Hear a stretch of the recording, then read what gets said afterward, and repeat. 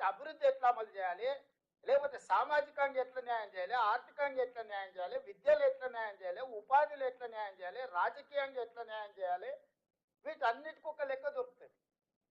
ఆ లెక్క మీరు అడగడానికి ఉంటుంది.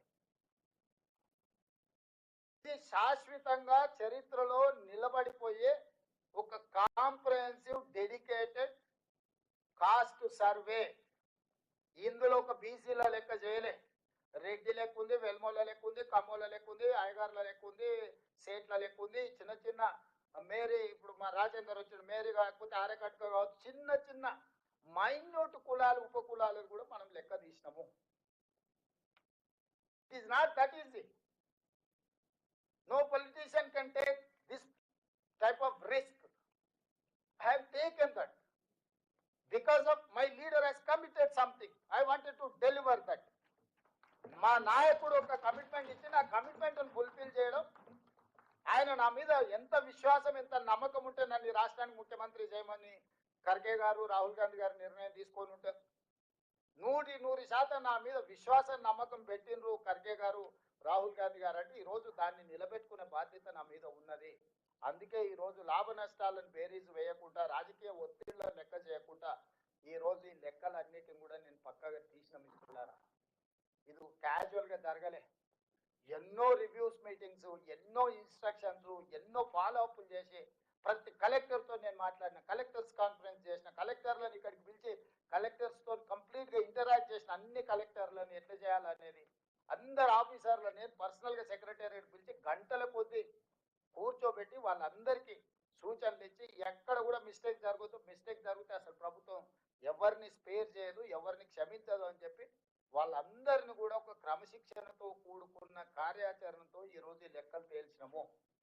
ఈ 16 నుంచి 28 వరకు కూడా రెండో విడత ఎవరైతే నమోదు చేయించుకోలేదో వాళ్ళ లెక్కలు వచ్చిన తర్వాత దీనికి చట్టబద్ధత కల్పించడానికి మనం పూర్తిగా నిర్ణయం తీసుకున్నాము. That is final document. ఎందుకంటే రేపు కోర్టు ఏమంటది, ఏదైనా పరిస్థితిలో నువ్వు ఫెయిర్ ఆపర్చునిటీ ఇవ్వలేదు, లేకపోతే నువ్వు ఒక ప్లాట్ఫామ్ ఇవ్వలేదు, నువ్వు హడావిడిగా ఏదో లెక్కలేసి క్లోజ్ చేసినావు, ఇట్లాంటి చిన్న చిన్న కోర్టులో ఏదైనా మన అందరికీ ఒక అవకాశం ఇవ్వలేదు నువ్వు అంటారని సెకండ్ ఫేజ్ కూడా మళ్ళీ పూర్తి స్థాయిలో పబ్లిసిటీ కల్పించి అన్ని రకాల ప్లాట్ఫామ్స్ వాడినాం.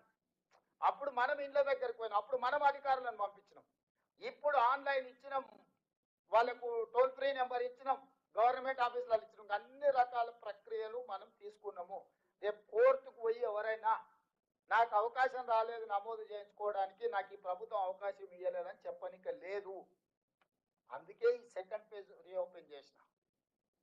వాళ్ళంటారు ఇది తప్పు లెక్క కాబట్టి అందుకే సెకండ్ ఫేజ్. అరే పిచ్చోడా, చేసిన లెక్క 100% కరెక్ట్. ఎవరైతే ఇందులోకి 3.1% బయట ఉన్నారో బడి బయట ఉన్న వాళ్ళని బడికి రమ్మని మళ్ళీ పిలిచినాం. బడి బయట ఎవడు ఉన్నాడా, లెక్కలకు రాకుండా చంద్రశేఖరరావు, హరీష్ రావు, తారక రామారావు ఉన్నాడు.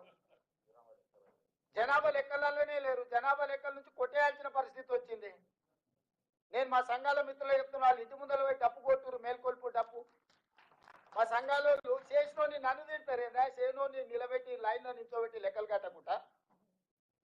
ఇవాళ బీసీ సంఘాలకు నా విజ్ఞప్తి ఒకటి, అరే ఇంత కష్టపడి మీకోసం తల బగల కొట్టుకొని మీకు ఏదో ఒకటి చేయాలా, మా నాయకుడు చెప్పిండు, దీన్ని ఎట్లో గట్లా ఒక పట్టాలు ఎక్కించాలని నేను ప్రయత్నం చేస్తే మళ్ళీ నన్నే రాళ్ళతో కొడుతూ.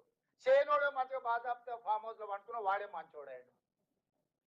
తండ్రి చేయడు, కొడుకు చేయడు, అల్లుడు చేయడు, లెక్కలకే రావంటారు, మీరు లెక్కనే లేరంటారు. వాళ్ళేమో మంచోళ్ళు అయిపోయారు, వాళ్ళ సంఘాల మీటింగులు వాళ్ళు పెడితే వాళ్ళ దగ్గర పోయి మనోళ్ళు కూర్చుంటారు. ఇంత కష్టపడి చేసిన రేవంత్ రెడ్డిని విలన్ చేస్తారు. వద్దన్నటోడు ఎట్లా వద్దన్నాడు, వాడు విలనే.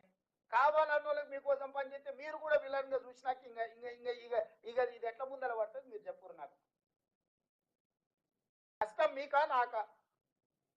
మరి ఇక మీరు దీన్ని కాపాడుకోకపోతే, మీరు వచ్చి అండగా నిలబడకపోతే, మీరు వచ్చి నా పక్కన నుంచొని మా ముఖ్యమంత్రి మా రేవంత్ రెడ్డి చేసింది 100% కరెక్ట్గా ఎవరురా చెప్పినోడు రా, లెక్క చేద్దాం రా, ఏ ఊర్లో ఏ వార్డులో ఏ సందులో తప్పుందో లెక్క చెప్పు, మేము వచ్చి నిలబడతామని మీరు కట్టబట్టుకొని నిలబట్టి సమస్యకు పరిష్కారం దొరుకుతుంది. మీరు చూసి చూడనట్టు మాకెందుకులే అన్నట్టు ఉన్నారంటే ఇది పట్టాలు ఎక్కదు. దీని పట్టాలు ఎక్కించుకొని రైలును పరిగెత్తించి మీరు అనుకున్న గమ్యం చేరాలంటే ఇక మీదే బాధ్యత. నా బాధ్యత అయిపోయింది.